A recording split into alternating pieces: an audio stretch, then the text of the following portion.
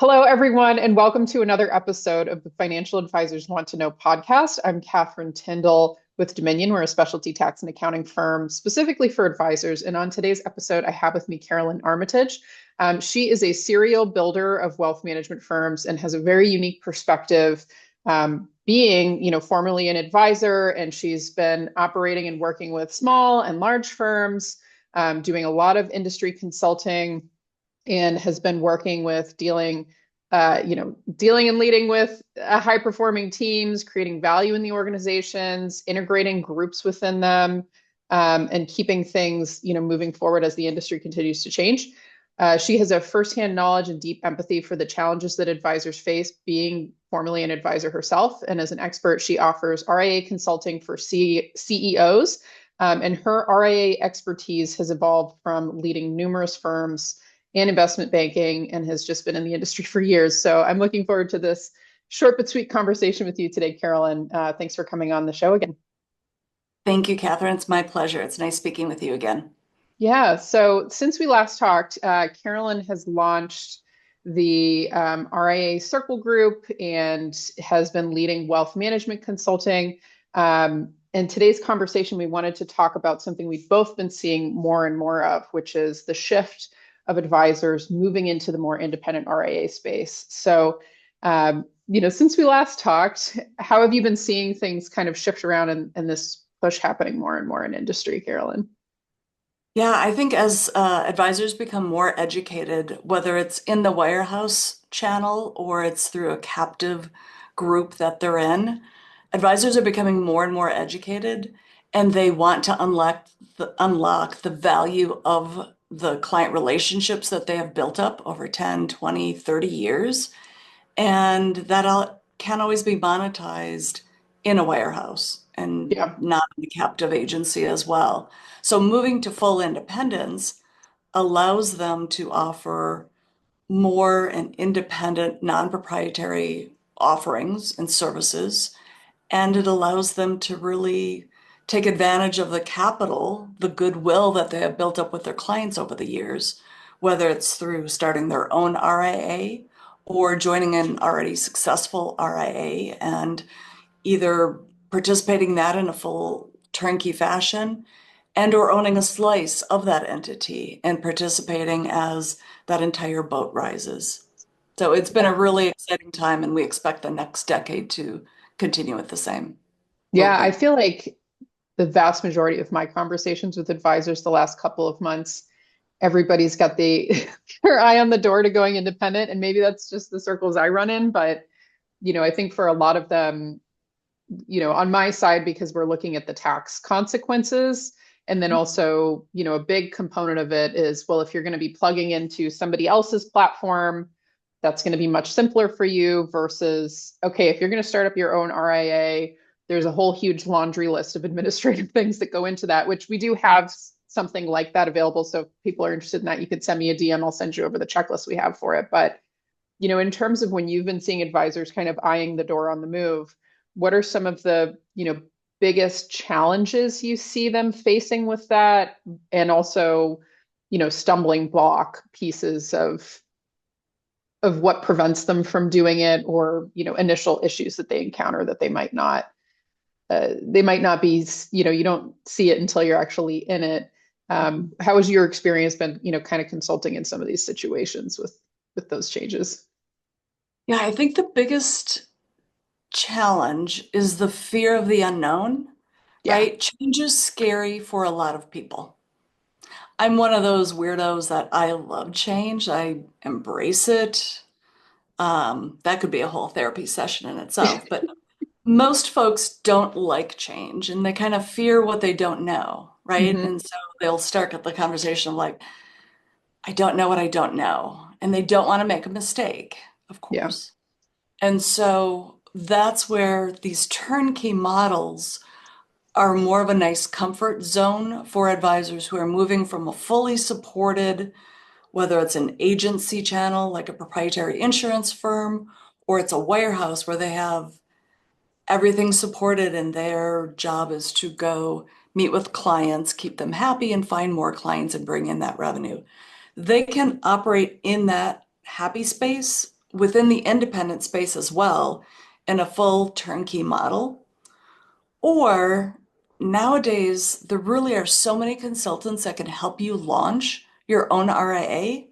You can have full operations consulting, you can have full compliance consulting, full strategy consulting, and tax consulting, right? That you do. And so there's more support than there ever was to launch your own RIA. So I do think both are accessible. It's a matter of what risk appetite the advisor has and what their time horizon is. Do they have 5 years till they want to exit and retire, or do they have a longer time frame? Are they wanting to build up an empire and really be a national footprint for our industry? Or are they looking to keep their business fairly small and contained and work as much as they want to work, but not have too much pressure of a larger organization? Either way, they can unlock the value of those client relationships by moving to the independent space. And, interesting, you're in the tax side of this as well, which I love that. Um, One of the tactics that I have used, whether the advisor is moving into the independent space or they already have been in that for a while and they're looking to partner with another organization for a succession plan or for scale or for growth, is to do a stock swap.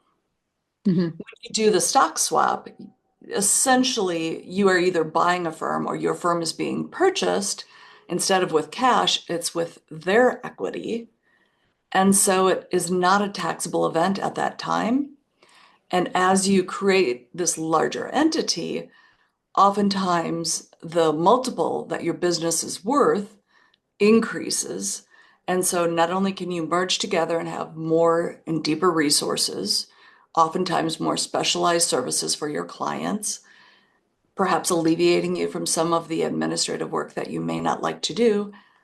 Plus, it's not a taxable event at the time, and down the road, when you're looking to retire, you can sell out your units or your shares, depending on the type of entity it is, and reap the benefits of that larger scale success. Yeah, absolutely. And I think for a lot of advisors that I see kind of go through this transition, they a lot of the questions that always come up in my mind when they're thinking about this, or they're going to be maybe they were broker dealer, they're going RIA this year, or, they're thinking about joining with another already existing RIA and being 1099 under them. The huge question is always like, well, what's the exit plan? It's like, how long do you want to be in this? Like, how do you want to get out of this? You know, how important is it to you to really monetize your exit out of the practice, and like what does that look like? And then on top of that, the day-to-day pieces, right? Like, do you want to have, where you just send an email and everything else gets dealt with, or do you want to be the kind of person that's engineering these systems and collaborating with people? But I think for a lot of people, it's having those kinds of conversations and then realizing that there's like multiple tools that you can use to get to the places that you want to go, like with what you're talking about with the stock swap. Or, I'm always a fan of like, especially if it's a smaller practice or it's just a solo advisor that's breaking off, it's like, okay, well, let's just keep things as simple as possible on like the tax and legal side. And like, how do we get things functional for you for what you're trying to achieve? And then we can make this more complex over time, like how, Mhm. moving in that kind of direction. Because I think for a lot of them, they can get overwhelmed with all the decisions that like all the paths that you can take. And Definitely. so I always start off with them. It's like, okay, well, functionally, what are the outcomes that you want from this? Like, what's not working in the current environment? What could you get better? And then I think for a lot of them too, having the bigger conversation around, this practice that you're building up is probably going to be by far and away the largest individual piece in your portfolio, right? Like some of the multiples that I've been seeing have been pretty impressive in some of the succession planning I've been a part of recently. And I think for a lot of advisors, like they just don't even realize what they're sitting on a lot of the time, and that making certain changes in how they're structured, what they have rights over, how operationally like self-contained the practices and everything will really change will really change those numbers. And it has a huge, swing, especially if you're going to be building in, a certain environment for like 5 to 10 years. It really shifts it around. And like what you were saying with the, if you can combine two practices, all of a sudden that multiple goes up, right? And I think having an awareness of that component as well as just like, okay, well, day to day, what are the outcomes that you're looking for? But have you seen any, serious stumbling blocks that have made people go independent and then, regret it, or go independent and then, encounter difficulties that they weren't expecting? Like, are there common stumbling blocks people come across in your experience? Just a slight interruption in this conversation. I wanted to bring to your attention two things that are important for you to know. So, we're always at the mercy of social media algorithms. So, if you can subscribe to the show, that would mean a lot to me. Even more to me if you can leave a rating and let me know what you think about it. But we have a new newsletter that's coming out. It's going to be very active in 2025.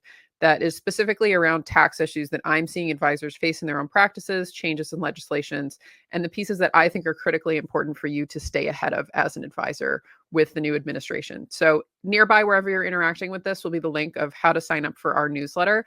Also nearby will be the link to my LinkedIn, which is the best way to get in touch with me, learn more about what we're doing for advisors in the tax strategy and compliance work that we do, and also to get access to the various tools and interviews and things that I do, specifically designed to help you improve your practice, improve your own tax situation, etc. So let's get back to the episode, and thanks for tuning in. Yeah, that's a great question. And of course, I have. I would say the vast majority of advisors who move to independence are wish they had done it 5, 10 years earlier, right? You always Yeah, get the I hear the same thing. Yeah. response of like, why did I wait so long? Yeah. What is interesting is what I have seen are some of those advisors who might be in that, call it 100,000 to maybe 3, 4, 500,000, 500 million, excuse me, um, asset size, who went and created their own RIA, and they find that it's a lot of work. And of course, Yeah. it's a lot of work, right? Our entire industry is a lot of work. But they find that the administrative side of running their own RIA is one, not enjoyable. And it's more work than they expected it to be. And they Hmm. may not be at the right size where they can hire in a COO to take over some of those administrative capacities. So the founder owner is kind of stuck with doing all of that work. And that's where you'll see some of those folks that started their own RIA are looking to stay fairly small and nimble and have the control that you were just referencing, Hmm. join other RIAs so that they can offload some of that operational and compliance and sometimes managerial work to Yeah. others so that they can stay in their happy place. I find this especially true as folks get closer and closer to their retirement. They're looking Yeah. to sunset their career based on what they love to do. And oftentimes that's when they first got into the business, and that's working with clients, Hmm. servicing them, sometimes not even servicing them. Sometimes it's, the thrill of the hunt and being able to do that new business development, going Hmm. out and sharing the story and getting clients excited to invest with their firm. And so by joining a larger group, they can offload that other work and stay in their happy zone. Yeah, I love that. And that reflects the experience that I've seen a lot too, where they'll go RIA because they're fed up with the current environment, but then and them setting up their own, but then they don't realize that, oh, okay, this is going to be extremely painful for the next 2 to 3 years while I professionalize everything that I was getting previously.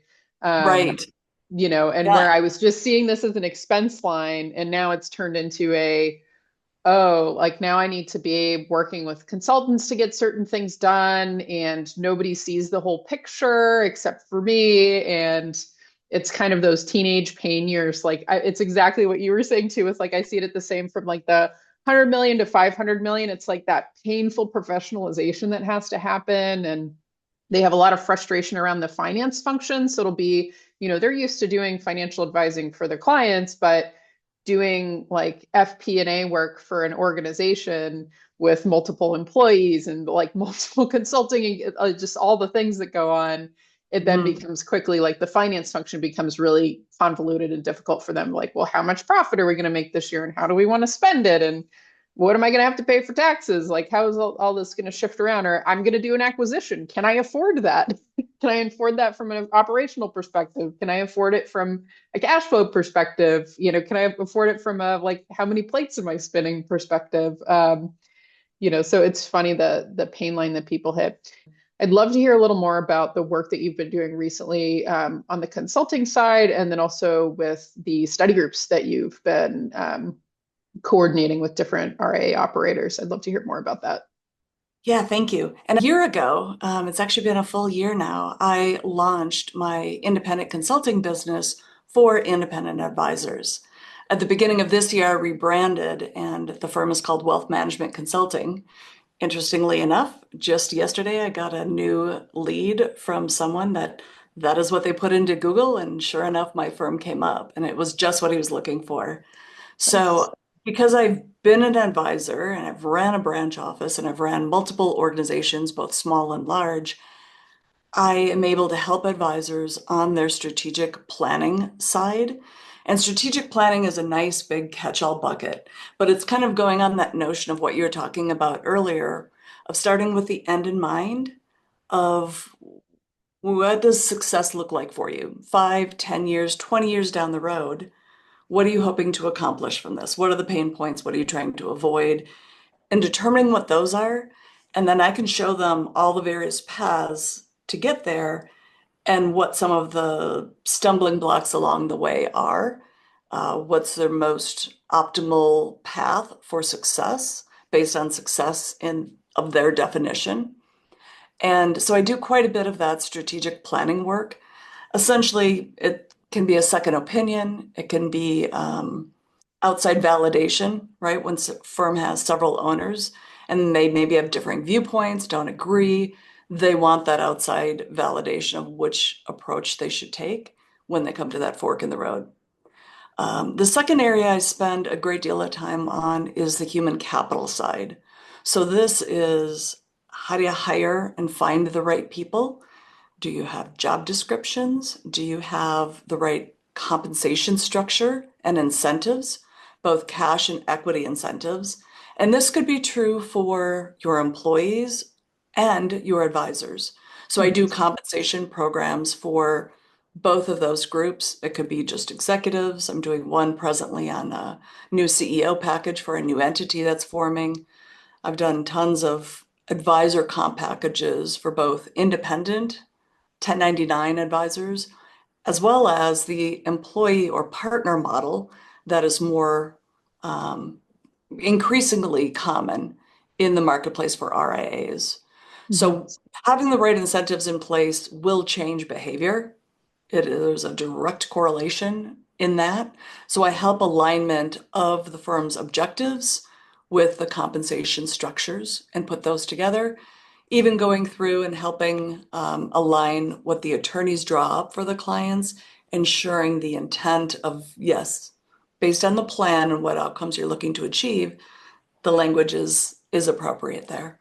Um, well, of course, I'm not an attorney. I do often work with clients' attorneys and their CPAs to put the right equity plans in place. And then also, on the other side of that, one element folks forget about is you may have all these great incentives and you may have the right people on the bus, so to speak. You've got to make sure you've got some review performance metrics that you're going after so that you give people good feedback, you give immediate corrective action if that's needed, you provide the attaboys where it's appropriate, and you make sure people are on track. So I also help organizations put in place the right performance management tools in an easy fashion based at the level they're at so that they can provide that feedback to their employees and advisors. Yeah, that's great. So for firms who are looking to go deeper in your world, Carolyn, what's the best way for them to learn more about the work that you're doing? Yeah, thank you. So you're welcome to look me up on LinkedIn. or go directly to the website, wealthmanagementconsulting.com. And you can set up a Calendly appointment so that we can get to know each other and see if it makes sense to work together. Or send me a LinkedIn and send me a message, and happy to respond to that as well. And then additionally, I didn't mention, so a year ago is when I started the consulting firm, right? Mhm. And I love doing that work. I can only realistically handle working with about a dozen clients at a time. And working with a client might be a couple of months, 2, 3 months. Sometimes it's a full year. It depends on what they're looking for and how much support they want. So I do have clients rolling off and rolling on each and every month. But I wanted to find a way to help even more folks. And quite frankly, I don't feel a consulting firm is very scalable because I've got over 35 years of experience in the independent industry. And it's hard to transition that experience, that wisdom to somebody else that I might hire to help me in Mhm. scaling. Yeah. They can do some of the spreadsheets and such for me. I just don't feel the true wisdom and guidance and some of the nuances that are so critical in our business can be transferred so easily. Mhm. So I came up with a concept for RIA Circle to be able to serve more folks in our industry. And one thing that I've found very successful throughout my career are advisors helping advisors, right? When you go to a national conference and you're standing in the food line waiting to go get your salad and lunch or what have you, you meet a lot of interesting advisors and you start picking their brain about a particular topic or an area where you're having some challenges. And most advisors are very willing to share. Mhm. In that environment, it's often non-confrontational because they're probably in a different part of the country than you are. So it makes it fairly riskless. But oftentimes that conversation is very short and not ongoing. So RIA Circle is a platform for advisors to come together from all across the industry in the independent side of our channels, I guess we call them, versus a captive or warehouse channel or bank channel. And these advisors come together each month to form a study group. And I put together a master agenda. Each group can follow it or they can create their own based on what's going on in their own practices and businesses. And they share out and work through issues. It's a fabulous mastermind group where advisors help each other. And then we have a really robust online platform of resources that they can tap into, including educational sessions and, mapping of all of the advisors. So if they happen to be headed out to LA and they're like, I want to meet a couple of advisors in the group, they can meet with them. Mhm. Um, we just surpassed our 6 month mark for RIA Circle, and it's going beautifully. We've launched an iPhone app as well as an Android Google app, and we have a lot of exciting new offerings coming up over the next 6 months that I'll kind of hold off for some of that till the announcements come out. But it's been a tremendous growth platform, and the advisors who are participants absolutely love it. That's awesome. Yeah, so definitely for those of you listening, check it out because we've actually had a couple of I don't know if you know this, Carolyn, but I've had a couple of clients on the side who've been in your program that have spoken Oh, very great. highly of it separately. So definitely check it out if you're interested in getting into groups like, Carolyn's group, just because I've found for the, a conversation that we have with a lot of clients is, what are you doing for coaching? Like, what are you Mhm. doing for your own support? Because unless you're feeding yourself and having those kinds of relationships with other advisors who are trying to do the same things you are, it can get really lonely when you're running an It is. organization by yourself. And it can also be you're doing everything right, but it's just, when it's just you, or if it's just you and your partner, you're like, well, what's everybody else doing?